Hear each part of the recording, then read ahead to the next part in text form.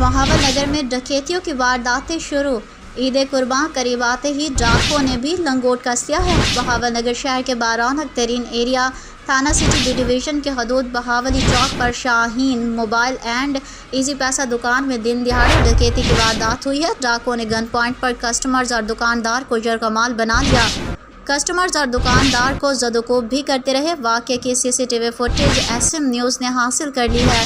Footage میں ڈاکوؤں کو لوٹ مار اور زد و کوب کرتے دیکھا جا سکتا ہے۔ ڈاکوؤں نے دن دہاڑے لوٹ مار کر کے دکاندار کو لاکھوں روپے سے محروم کر دیا ہے، جس پر شہری عدم تحفظ کا شکار ہیں۔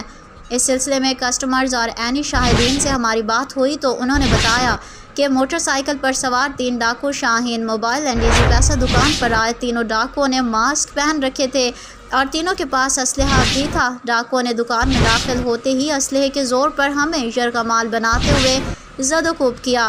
ہم سے موبائل فون اور نقدی بھی چھین لی۔ دکان کے ملازم نے بتایا کہ ڈاکوؤں نے دکان کا شیشہ توڑ کر قیمتی موبائل فون اور 3 سے 4 لاکھ روپے نقدی لوٹ کر بآسانی فرار ہو گئے ہیں۔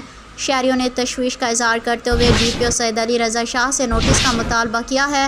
شہریوں کا کہنا ہے کہ جدید ٹیکنالوجی سمیت تمام وسائل بروئے کار لاتے ہوئے ڈاکوؤں کو جلد از جلد گرفتار کر کے کیفر کردار تک پہنچایا جائے اور ہمیں تحفظ فراہم کیا جائے۔ جی